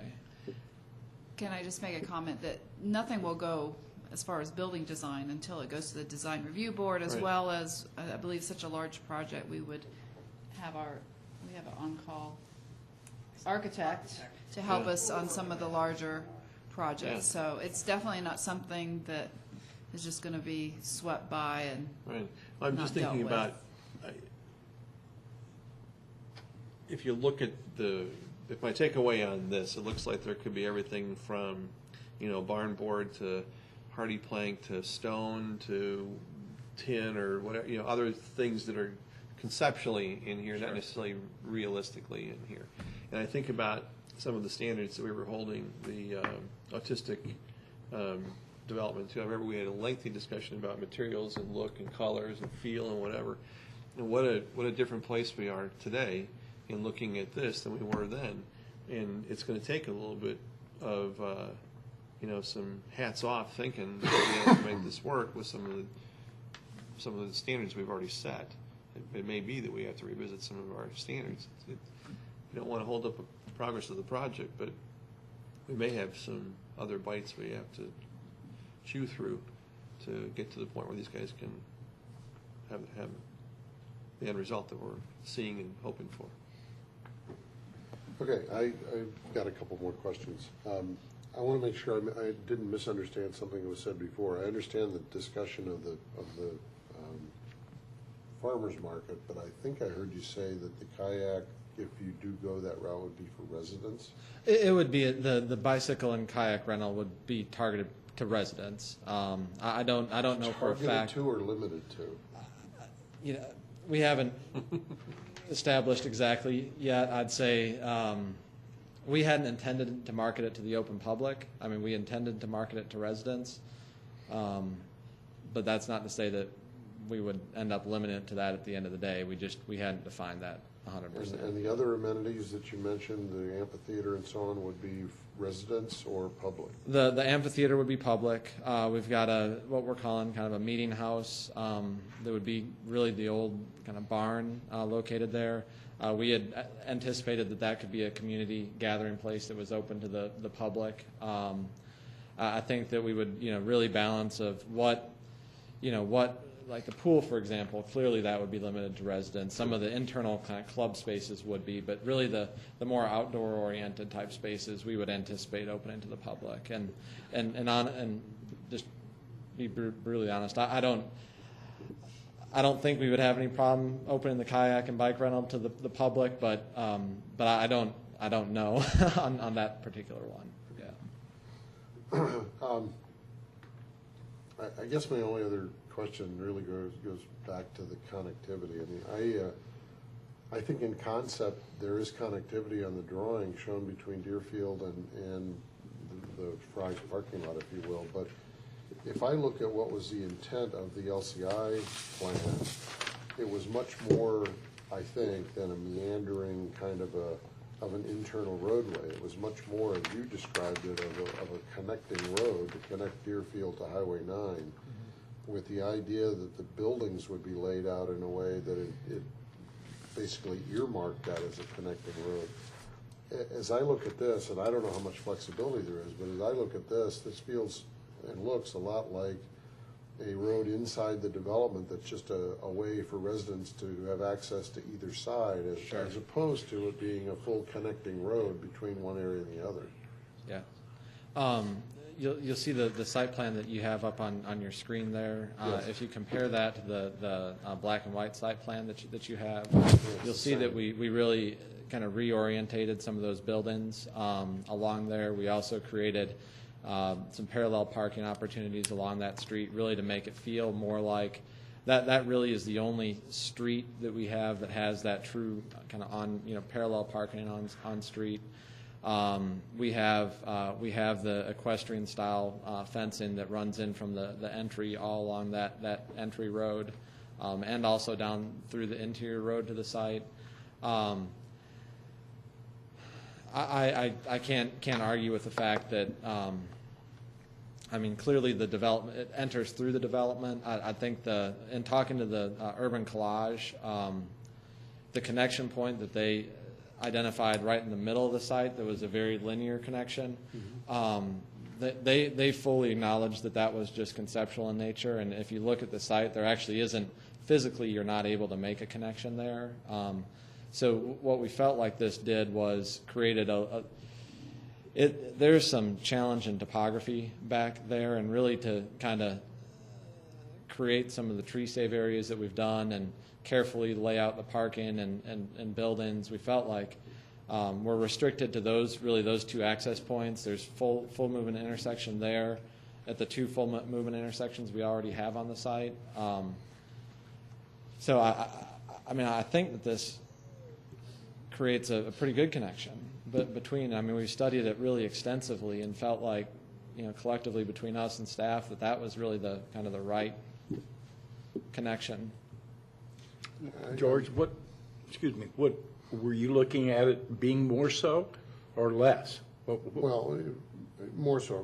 I was Really? I was agreeing with your comments, right? That ultimately, the intent there was to have it be a true roadway. Right.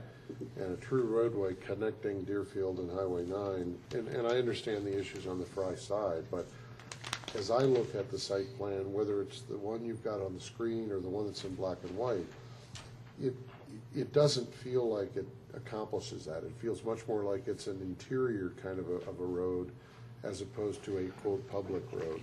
Sure.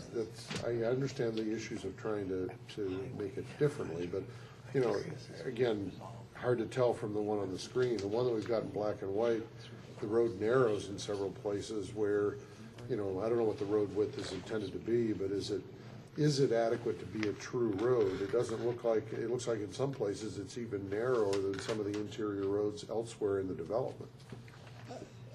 It is developed really to the standard of what a standard public road widths would be. It is a private road, but it's developed to public road standards, and we really did everything that we could, I think, to be able to make that a true vehicular connection. Okay. See, Well, George, I'm sorry. No, go ahead. Well, my feeling on it is I think the way it's developed, the whole development itself, that I wouldn't want that to really be a highway going through there personally. I think it takes away from the whole aspect. I understand. Right. That's my point. We can't think about it as one thing when it's really something else, Right. right? To me, it works well from the standpoint of connecting people that are in here. Mm-hmm. To me, it doesn't work well from the standpoint of being a way to get from Deerfield over to No. Highway 9 as opposed to going up to Webb Road or as Yep. opposed to going down. I agree. My last question is, when did you start working with Urban Collage on this project? February. Really, we started working in earnest on this project in February. Mr. Bell had been talking with Urban Collage about the overlay district and talking about what potential uses there might be for this property, and that's when we started chatting with them about what some of the goals and objectives of the master plan were.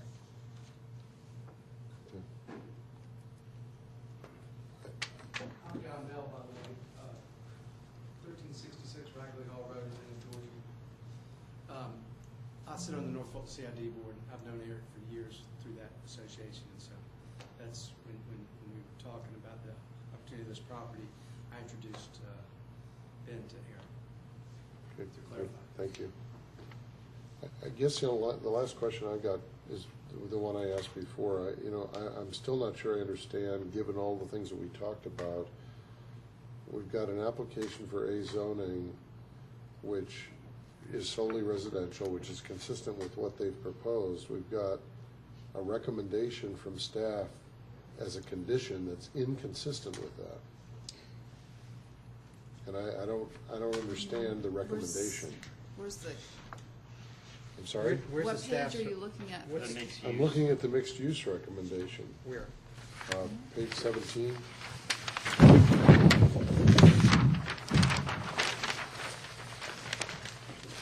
Oh, within the standards. The proposed development is consistent, if approved, with the recommended conditions with the following plan policies. Maybe I'm misinterpreting that. Are those 5 things there staff recommendations? No, that came from the actual LCI study with their policies. Right? And when they talk about mix of uses, it doesn't necessarily mean on every parcel that you have to have all the mix, but that each parcel has a different use, so it starts to mix it up.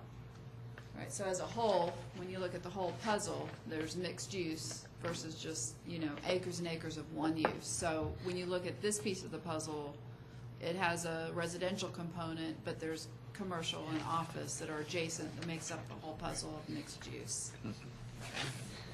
Okay, so again, what you're doing is you're picking up some of the things that were in the LCI, like the connectivity, and you're making the approval conditional on those, but others you're not at this point.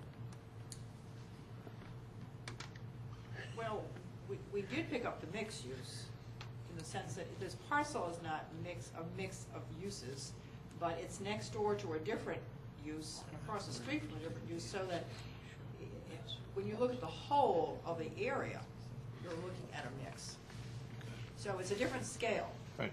It's a parcel to parcel as opposed to Understand. inside. Okay. All right, I don't have any other questions.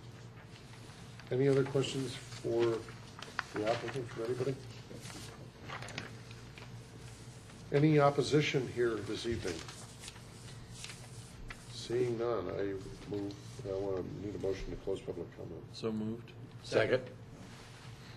Seconded by Mr. Edwards. All those in favor? Aye. Opposed? Okay, public comments closed. Okay, any further discussion? Thank you. Questions? If not, we need a motion for what we're going to do with this.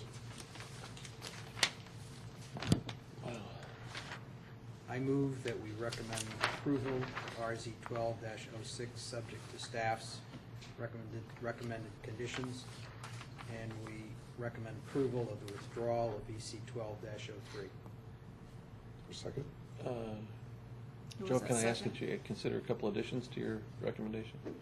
Just that, Is there a second on the motions on the floor? Second. well, Okay.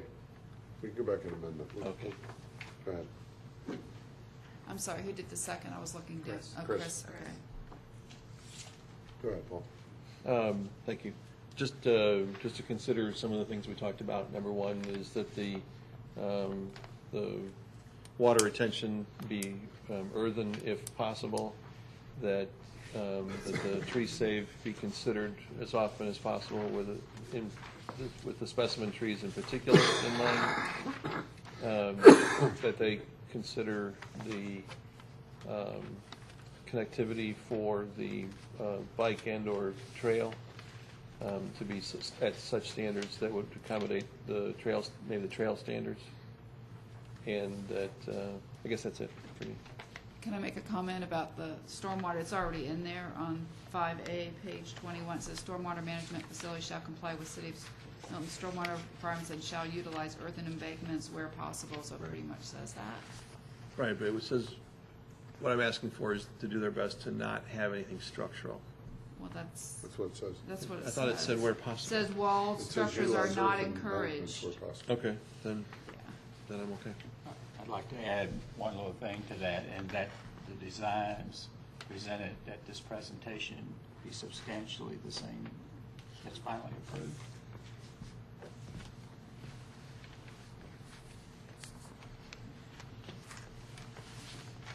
Joe, Okay. you okay with those I am. additions? Is the second okay with those conditions? Yes. Okay. Any other discussion?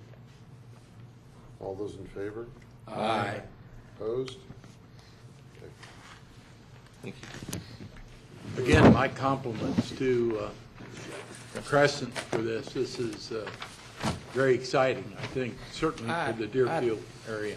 Personally think just, it's going to be really a showcase for y'all. I've not seen one done like this, and part of it comes from the fact they own the property. Right, that makes a difference. Thank y'all. Thank you. The feel of this, if you want to go to the Palmetto Bluff website, just Google Palmetto Bluff, you'll get a feel of the end of Palmetto Bluff, you get a feel for what the architecture is like. Also, a community that we sold, an old field, actually has an equestrian theme around it. A lot of the architecturals are similar to that as well. What was the second one? Old Field. Old? Also near Bluffton, South Carolina, Old Field development. Will Stoll, y'all may know Will, he's built, his group bought that from us. Those two would be good to check out on the website. Okay. Thank you. Thank you. Robin, next item. The next item is our form-based code, and it is RZ 12-08. And so we had a work session last week, and I don't know how you want to handle it. You want to go through it page by page or edit by edit? And I think, didn't we have a couple of edits that we wanted to make? I have one.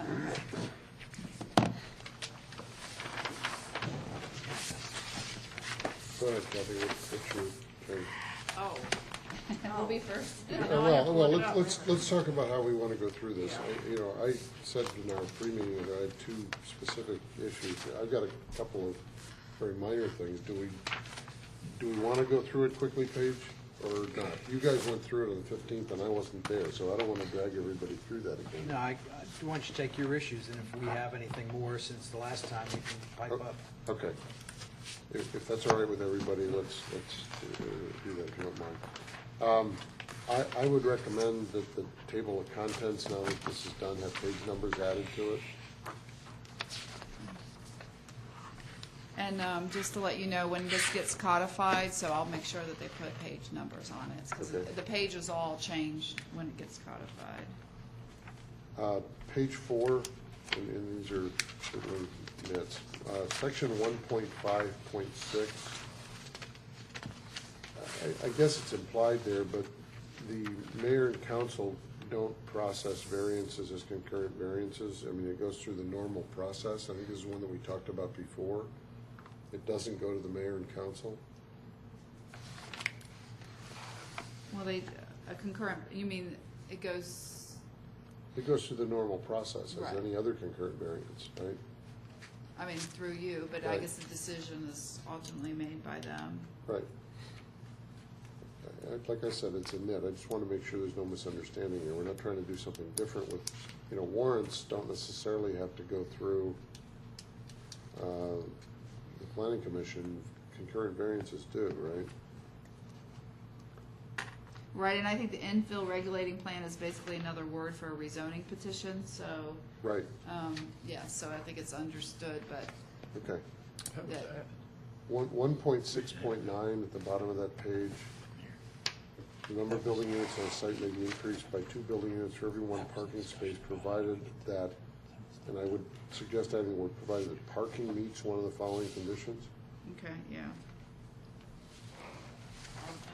And if I could just go to the section before that, 1.6.8, and we found a correction, a typo here, the very last number, the 1845 should be 1834. Also, too, you got two 1.6.9s. Yeah, you're right, yeah. 1834. And fix the, 1834. Okay, the only other changes or things that I wanted to talk about were on page, I think on page 21. Sorry, page 20.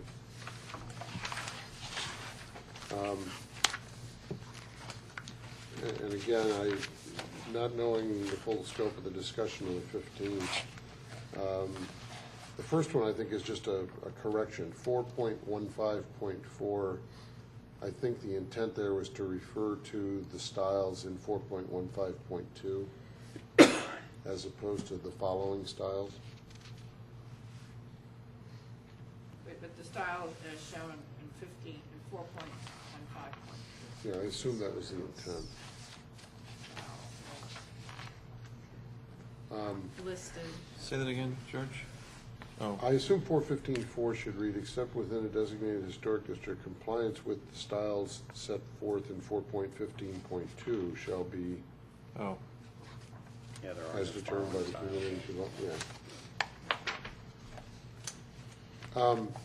So my single issue, I guess, is the elimination, or excuse me, the inclusion of detached single-family residential in 415.1. And let me just try and articulate my reasons for that. I think first, if I go back to square one with the way that this thing was developed through a stakeholders group and a number of public meetings, at every step of the way, there has always been a separate set of standards for, it was not ignored, but there were separate architectural standards in the document for detached single-family residential that were different than the architectural standards for the other buildings. And the styles that are specified in 415.2 were specifically not in that section that referred to detached single-family residential. So that's point one. I feel like to make that kind of a change at the 11th hour here, or even to recommend that change, to me is not consistent with the process up until now. Secondly, and this is a much broader statement, but I'm a little troubled by the level of scrutiny that everything that's included in section, whatever it is, 7, I think it's section 7, yeah, in Article 7, has gotten. I mean, I understand that Lou Oliver did the visioning study, and I applaud the visioning study. I like the visioning study, but it's kind of like what we just talked about with these buildings. We're transitioning from a visioning study to putting sticks and mortar on the ground, and quite honestly, I don't think anybody other than Lou has had much, and certainly the public has had opportunity to comment. I'm not saying that, but I think from a professional standpoint, this is a pretty important thing for, as far as I'm concerned, for what we're going to be trying to do, because I think the intent, if we are able to get this in place here, is to roll a form-based code into other areas of the city. And I'm troubled by us hanging our hat entirely on Lou Oliver's vision of what good looks like. In my own personal experience, there's a lot of things in here that are much more, I'll say detailed, specific, than what an architectural standard would normally require, particularly with respect to specifying these 7 styles. I mean, I'm all in favor of trying to be careful about colors and elevations and exterior finishes and things like that. But when you start to look at these styles, and I believe the way they will be interpreted is quite literally, and the language lends itself to being interpreted quite literally, I'm concerned about the application of these standards without more scrutiny across everything in the form-based code, not just the single-family residential, but that just accentuates the issue with me for single-family residential. That's my one issue in the document. I'd like to see it go back to where it was, where there's a separate section that deals with architectural standards for single-family detached residential and separate standards for all other. And then to the extent we can get other architectural review, I guess modify these as needed, but rather than holding it up. said my piece. All right, the contrasting view or the additional food for thought is that we only have one chance to do crabapple at this point, and I think all of our hearts are in the right place to build something that is exemplary of a time and place and a destination and a look and feel that is a standard above what we have in all of North Fulton. And there are references made to other communities that at least as explained to me, hold some of those standards that we're talking about here as a part of what's accomplished their look and feel. Woodstock being one of those, and I'm sorry, tell me what the southern one again. Serenbe is another. We know that, I'm sorry? Vickery. And Vickery being the third. You know, I happen to think that some of the success that came from those was because those standards were in place. I think that those are all acknowledged as you know, a new standard for development, and I think it's just it's an opportunity for us to put Milton on the map as well with the way Crabapple's build out will look with the benefit of these standards in place. I think by not adding them now, for the chance for the mayor and council to consider them would be an opportunity lost. I'll just leave it at that. George, the one thing, and I as I recall now, I was kind of the one, and it took off during the review, was that you know, we were setting all these standards for, quote, retail or businesses, but then we seemed to just drift away from any kind of real hardcore design for the residential. And in my vision, and it got down to argument over whether the window glass would be divided by wood or it could have an insert. And I was all for being able to have an insert. But if we're going to hold the standards to the retail part of it, I think those same standards, and I agree with you, this is late, but I feel very strong that the single family homes should have the same feel. Well, let me raise a couple of other things, and again, this is only my opinion. I mean, I think one of the things, and not just because Joe's here, I mean, I personally am very fond of the construction of the two buildings that are there now that house Old Blind Dog. Right. They would not be allowed under this standard because they don't fit those design criteria. And Caleb reinforced that at one of the meetings when somebody asked him that question. So that's part of my concern, is that, you know, what I personally like, we are restricting out by the way we're writing this. The second thing is, to your point, you know, right now, single-family residential is not subject to review by the Design Review Board. Putting it in here is not going to make it subject to review by the Design Review Board. So who's going to enforce this standard, like for single-family residential? Staff, when they issue a building permit. Yeah. Yeah. We are. It's an administrative. It will be an administrative review. So That does. Go ahead with your that, point. that I'm with- doesn't. That yeah. to me is completely inconsistent with Yeah. everything we've got everywhere else and I everything can't we've done disagree until there. now. And I don't disagree with that, George. But where I'm willing to, and you know me, I'm usually a by the book, black and white kind of guy when it comes to measuring our standards. But I think in this particular instance, it's an opportunity to do something different. And in order to do something different, we do have to think that way. We do have to think about some alternative solutions and some alternative measures and some different standards that we haven't held to before. Doing this in Crabapple as it relates to form-based code does not mean that we have to replicate that again as we look across the rest of the city.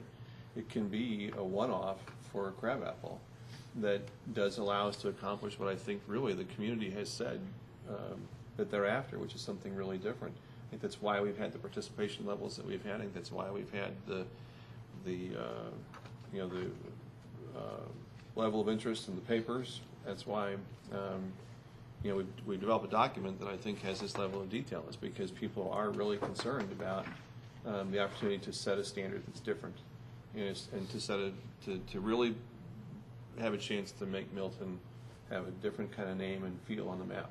And that's why I'm willing to think outside the box for a change, which is out of character for me on most of this stuff, but I think it's worth it. Well, again, I may sound like I'm contradicting myself. I'm not suggesting it's not worth it to have standards for residential. That's not what I'm saying. Right. I'm saying that in many respects, I think what's here is too restrictive for that. And I'll give you a very specific example. And this is not because of me, but the shutters that I have on my house right now, to me, are the kind of shutters that I would expect to see in the kind of aesthetic that we're looking for here. They are colonial style shutters that this standard does not allow. It's a very narrow example, but it's an example of what I'm talking about. This specifies two types of shutters, neither one of which to me is appropriate for what we're trying to create.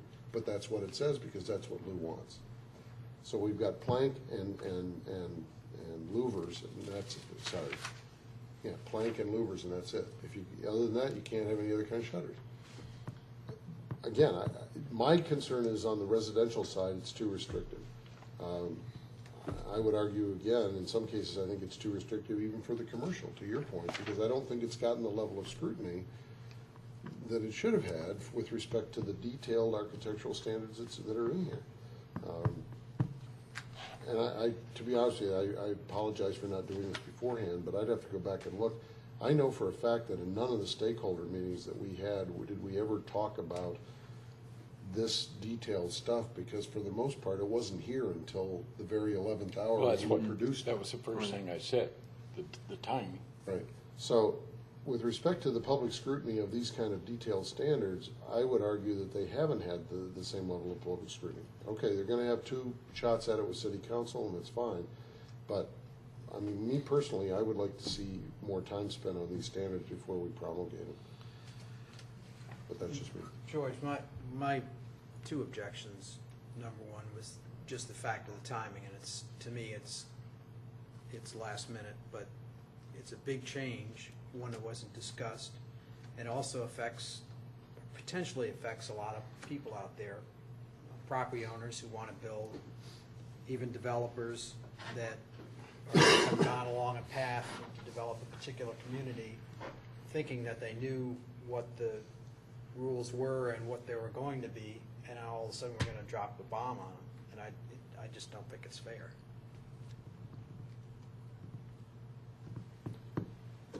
And city council doesn't have to adopt it. I mean, this is just a recommendation. This isn't, That's right.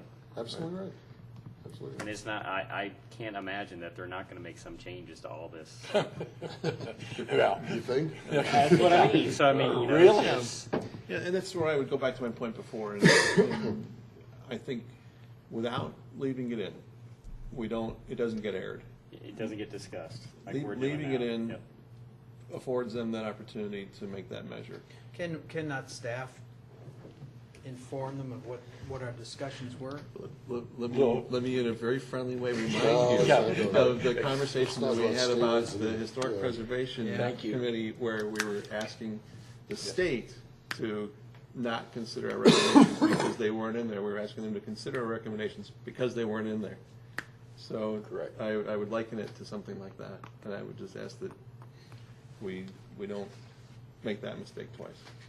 Well, we don't need to spend more time trying to convince each other tonight. I mean, I think you guys have had one exhaustive meeting on this already. I think it's time to just decide what we want to recommend to council, and we'll go from there. We need a motion from somebody. Well, I'll make a motion. I would make a motion that we I'm sorry. Go ahead. Are we done commenting on this document, or? Was there No, more are stuff there you wanted more to comments? I'm sorry. I'm sorry, George, can you ask if this gentleman wants to speak? We haven't technically had a public hearing, I don't know. Good point. Do you have any comments you'd like to make on this form-based code? My apologies. I don't. Thank you, Robin. My apologies. I do have one minor change. You're not part of the public. Go ahead. Go ahead, what? I mean, is this appropriate? I just Sure, wanna, sure. I'm in the middle of a motion, I don't know. I mean, before you make the motion, I mean, is this? You're hardly in the middle. You never even finished the word motion. You gave me the opportunity, I started, then I was interrupted. Sorry, would you like me to hold off? No. Amend your motion? This is on page 17, under 4.8.4. It deals with the issue of bike rack versus bike parking space. And I did talk to Caleb in terms of what that change meant, and really, what he's trying to say is that there should be one bicycle space per every 10 vehicular parking spaces. And I like the word rack, or we don't have to even say rack, or we don't have to say parking. We don't have to define how that's provided, because if you just say parking space, it sort of excludes a rack, which is really what you need to tie your bike up to. You know, there is such a thing as a bike parking space, which is defined as 15 square feet, and I don't really want a parking space for a bike. I need a rack to Could we tie say- the bike to. So I think if we just say that we provide, shall provide a minimum of one bicycle space for every 10 vehicular parking spaces. And how we provide that space, whether it's on a rack or whatever, we need not to define it here. How big is it? It'll probably be on a rack, but if we just say parking spaces, we don't have to define how big the rack is. What, no, That's what But- you're saying. but is it 100 feet long with? Is our goal to have racks? Yes. Then why don't we, But our goal is not to say how wide the rack is. Why don't The we rack is why going to don't- be defined. why don't we say a bicycle rack that accommodates one bicycle for every 10 vehicular parking spaces? Fine. That's perfect. I mean, if the rack is what we want. The rack is what we want, because with a Well- bike, you need something to tie up to. But what, if you say it that way, a rack that's going to provide one bicycle space for every 10 parking spaces, and there's 40, so you're going to have a spot for 4 bicycles. What if that rack is best divided into two twos on either side of the business? So say provide bicycle racks. You know, rack, maybe parenthetically S behind it. Yeah, that accommodate Sure, that's fine. one bicycle, a minimum of one bicycle for every 10 vehicular parking spaces. So Say- how would that say it read? again? Yeah. Say shall provide bicycle racks that accommodate a minimum of one bicycle for every 10 vehicular parking spaces. Are you including the parenthetical S behind it? Yeah. Okay. And that works fine, but I just wanted to make No, sure we didn't get that's- off to that's a good. parking space, is a bike space, parking space as opposed to a rack, because we need a rack. I thought you were gonna say we need to have motorcycle spaces or something. No, Golf cart spaces. Yeah. Golf cart. Joe, did you have other Yeah. changes? I'm sorry, Yeah, that was just a very minor quickly. one, but I just wanted to. Page 3, 1.5.1, in the red lined words, except where specifically prescribed in this code. Typo. Thank you, Chris. Fred, where wrote were this you? down. I'm sorry, what's the, Well, 1.5. I was told that everything would be codified, so I did not make my corrections. Very good. And on the next page 4, the first 1.6.9, yeah, we got that one earlier. it's still on my copy, though. I know, well, I know, I've got that What is? noted. There's County. two 1.6. County Oh, instead of count. No, the word county, it should be count. Do Oh. not count towards Count. density requirements. And just a question, page 7, 1.7.9. And this talks about if city council passes the laws that enable this, that receiving property owners can pay cash of a certain amount to the city to get their TDRs.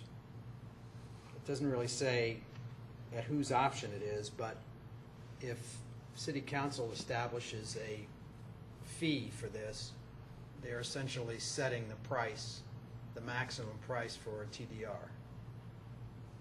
Is that right? Yes. Yes, if it's a density transfer charge, but which is an option, which is something that the council can move on in the future to do, but that's what it would do. It would set the price. If indeed the marketplace isn't operating, or there aren't any in the marketplace or whatever, that the council can start to sell them and set a price. And it's sort of a plan B, and it's written here as an option. So it's not adopted, the council would have to adopt it, but it is a separate action in the future. Okay, but to the first part of my question, at whose option does that happen? The way this reads, it sounds like once they establish a fee, then receiving sign owners may gain a bonus by taking advantage of that, paying that fee. Right. Yeah, they would be, the city would establish an amount, they would sell that credit to a developer, and they must take the money that they earned from selling of that credit and put it toward environmental purposes or park purposes, whatever they Okay, designate. but again, my question is, at whose option is that? Is that City. the city? Okay, it doesn't really say that. Doesn't it To say me- that in the last line, Joe? Doesn't it say that the mayor and council can adjust the DTCs? It says it with changes in real estate value, but it doesn't, it only gives them that option. It doesn't give them a, Well, it says they can adjust the amount, Yeah. the fee amount, but what I'm Year to saying year. is, the way this reads, that if I'm a receiving sign owner, I can just go ahead and pay the fee. I don't have to go shopping, I just pay the fee to the city. That's right. That's right. As That's opposed correct. to the city saying, yes, you may pay the fee, or no, you've got to go buy it somewhere else. That was, They've always got that option. It's a marketplace, and so they either buy the transfer development rights from some sending area, but if there aren't any sending areas to send them from, then the city can get into the marketplace No, I by understand. establishing these credits.